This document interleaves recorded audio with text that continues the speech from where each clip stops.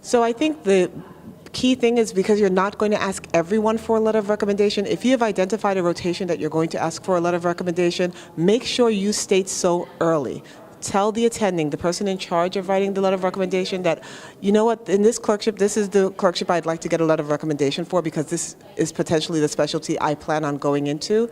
Let them know early so that they can tell you what their expectations are, because expectations vary from specialty to specialty and from rotation to rotation and site to site. So it's very specific depending on where you're going. So let them know early on. Find out what is required. Do not wait till the last day and say, oh, by the way, can I have a letter of recommendation? Because maybe they would have put you on a different pathway. So in our department, in our specialty, for our clerkship, we would say, if you're going to ask for a letter of recommendation, listen, you're now going to be required to do a few extra things, because we want to observe you a little more closely so that we can stand by the letter that we write. So get that information out there early. Be proactive.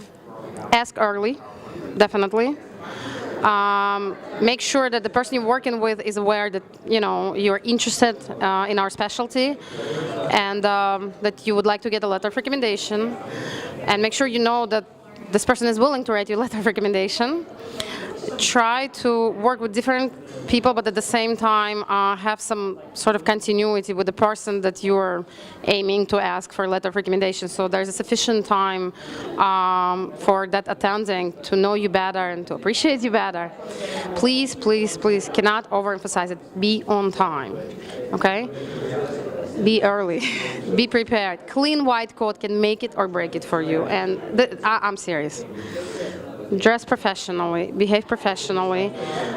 Even a person with suboptimal academic parameters, but who looks professionally, who's always there, always smiling, looking motivated, can achieve a lot. So the people you're wanting to obtain a letter from are going to be approached by many students. So what I recommend is seeing who it is you're going to be working with, who your main preceptor is during that time, going to them early and letting them know, hey, I'm interested in family medicine.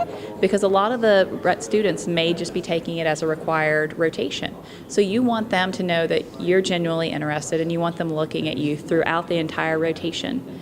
And then let them know, say, you know, I hope to obtain a strong letter of recommendation from this rotation. You know, I hope you'll let me know what I can do to improve throughout and give me some valuable feedback. And then they will be watching you, and they will be picking up the attributes that are going to make your letter recommendation personal and hopefully much stronger. During the 6 weeks is a short period of time, but the students are evaluated by everybody, by nurses, by residents, by attendings. They have periodic feedback from the clerkship director, and that's just the major sort of landmarks of evaluation. But at the same time, a lot of it is just personal observations, and you know, my general advice to St. George's students, if you're asking for an evaluation, ask it from somebody that you know. Don't ask it from a random person. Don't ask it for an attending that you've never scrubbed with. Don't ask it from the director that you've never talked to. But if you, I mean, we'll be always fair. I mean, personally, I will never write you a negative evaluation. I will let you know whether I'm comfortable not writing it, and if I am, I'll write you a good evaluation. But I have to know you.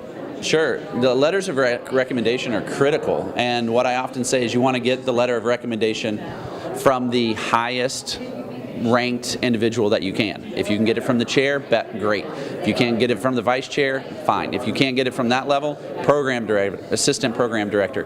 Those are very important. But ultimately, what you really want is a phenomenal letter from someone that actually knows you. That rather than getting that generic letter, student X, performed well, showed up on time, you want really, you know, this student was amazing. I really enjoyed. If I looked around, this student was always there, always seeking the opportunity, paid attention to the current literature. Those are things that you really want. And I think the way that you can approach getting those letters of recommendation is just letting them know ahead of time that you're very interested in that field. For me, if you're interested in OB, let me know that ahead of time. And then that will actually cue me that you're going to be seeking a letter of recommendation. If you're that hardworking student that I talked about before, that's going to cue me that you're probably looking for a letter of recommendation without saying anything. And then following up for that letter is very important.